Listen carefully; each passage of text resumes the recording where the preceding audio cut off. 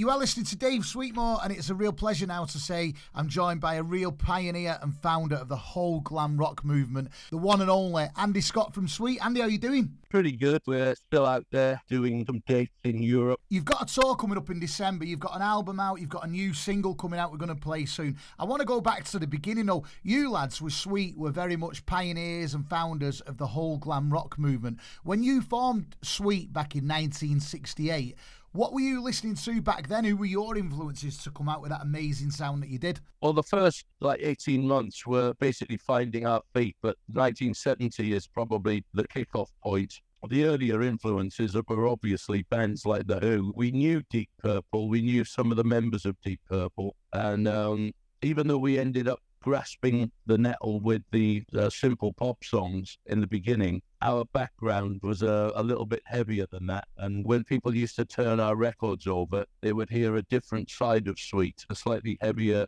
rock sound. And we were a bit of an anathema, an oxymoron, something you thought it was one thing, but when you turned the record over, it was something completely different. So at least that's been quite enjoyable doing it that way. I think the influence you've had on so many bands over the years, and like you just picked up on, you were very, much part of that early rock and metal sound. When you were pigeonholed, if you like, into that glam rock phase, did you think that 6 decades on, you'd still be at it? No, when we got to the end of the 70s, moving into the 80s, Brian had already left the band and Steve Priest was moving to America, and he wasn't looking over his shoulder saying, I'll keep in touch, So it was left to me and the drummer, Mick. Both of us wanted to try and continue. We had no idea where it would go. 60 years on, it's incredible. All the songs that you released, both as chart singles and, like you say, B-sides and album tracks, to this day they continue to influence rock and roll bands. Did you ever realise that Sweet would be such an influential band 5-6 decades on? Difficult one, because we had our influences and we had our heroes. So yeah, there would be people who would have heroes from the era that was following up. For example, I've got a fabulous message from Gene Simmons that he did a couple of months ago, and he's in full makeup and he's about to go on stage, and he's got someone to hold the camera there and go, "Hey Andy," and then he looks to somebody and said, "Where are we?" And the guy says, "Chile," and he went, "Yeah, we're in Santiago, Chile. We're about to go on stage. I just got to tell you, 50 years ago, the Ballroom Blitz influenced everybody, man, and it's a fantastic piece. And at the moment, we're putting together a short video of about half an hour where we will have, some people contributing about 73, because quite frankly, with Blockbuster, Hellraiser, and the Ballroom Blitz, 73 was quite an iconic year, Your latest album, Isolation Boulevard, your 14th studio album, would you say that your writing and production process over the years have changed, or do you still do that grassroots stuff like you were doing back in the early 70s? The perspective has changed.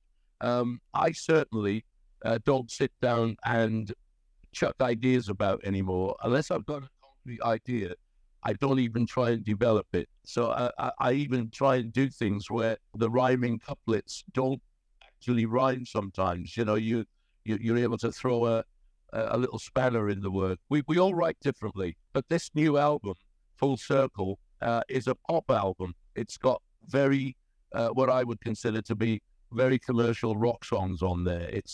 And it's not just me who's written, the new singer and the new bass player, when I say new, 5 years they've been with the band, Paul and Lee, have written some great songs. As the guy who works in the studio with me, he's become our extra musician. Me and Tom have written some stuff. I've written some stuff on my own, and also Paul and Lee have written stuff. So it's a good mixed bag. But the only way I can describe it is you walk away, as my agent said, you walk away with earworms. That's the way songs should be. So it's great to hear that it is like very much a collective album that you've put together. The new single that you're releasing off it that we're going to play shortly is called Changes. Why did you decide to release this particular track as a single? Well, we released 2 or 3 other songs, of which a couple of them aren't going on the album. We were at a point where we had the majority of the album in place, but that was the only one that was, should we say, developed. I sent it to Mike Reed to say, what do you think of this? And he started playing it straight away. and it wasn't released. So I went, oh, sugar, we're going to have to release this right now. That's what we did. We rush released it, got it out there, and it's done rather well. As far as touring goes, you've never ever stopped touring. You're about to start a UK tour, the Full Circle tour, in December. Before we talk about that tour, how much would you say for a musician like yourself touring has changed over the years? Oh, there's still a band, guitars, amps, drum kits, PA systems. It's just that it all seems to have got technically better. When I started out, the bass and the rhythm guitar used to go through one amplifier because we just did not have the wherewithal. And the kind of PA that you would end up with, if you were in a working man's club, you would probably end up using the guy's system he would use to announce the bingo.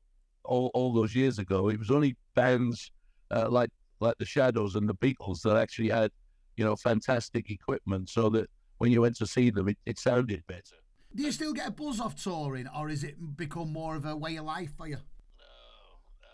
I'm trying to, after 55 years, in fact, 60 years since I did my first show, after 55 years of being a professional, I'm trying not to think of it as my life, but of course it is. I'm on my third wife now. She's the best one of the lot, and she keeps reminding me that as time goes on, she's seen me over the last 20 years change slightly and appreciate more things outside of the band and the music. It's not that I don't think of the band as my main thing, but you have to, at some point, your health.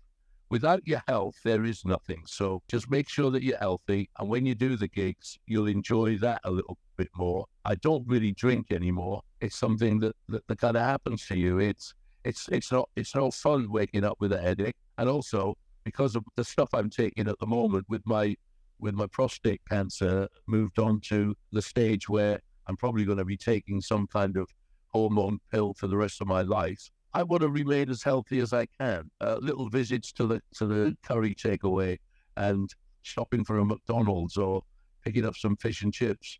They're not on the menu anymore as often. Talking about your tour, the Full Circle tour in the UK, it takes place in December. You're in Wrexham, Wolverhampton, Holmfirth, Glasgow, Sunderland, Bury St Edmunds, Lytham, Cardiff, Nottingham, London, Poole and Frome. And you're with us in this part of the world, Manchester Academy, on Friday the 15th of December. With such a vast back catalogue of music, what can people expect on this tour? Well, we're trying to put a bit of everything in there. There will be a couple of newish songs from the album, even though it won't actually be released. During the tour, I'm pretty sure that there'll be an announcement that people can pre-order it. And when we do a launch, because we're looking at trying to do maybe some launches in places like one up north, one down south, one in Germany, maybe one in Scandinavia, where we just invite some people. And if they pre-order the album, you'll go into a hat and there'll probably be 50 people who'll get an invite to come to the launch parties and stuff like that. That's great. So we can expect a mixture of stuff from over the decades, new stuff, and of course all the classics. People want to hear the hits, don't they? You get this year out the way. Obviously, you've got the album, a new album coming out. You've got the tour coming out. What does the future hold for Andy Scott and Sweet? Oh, much the same from April onwards. I've talked myself into, and I definitely have to do this, having 3 months off at the beginning of the year. But I as soon as I said that, my agent said to me, there's a couple of gigs in March that you've just got to get out of the way. They're the leftovers of 2020 and 2021. And then from April onwards, I've heard that we're doing some of the major festivals in Europe. And we'll look at the end of the year, see how it is. Andy, it's been a real pleasure talking to you. We wish you all the best with the forthcoming album. The tour is no doubt going to be amazing. Once again, you come to Manchester on Friday the 15th of December playing at the Academy. Look after yourself. Thank you for everything over the years. And obviously all the best with everything coming up. And thanks for taking the time out. Thank you, Dave.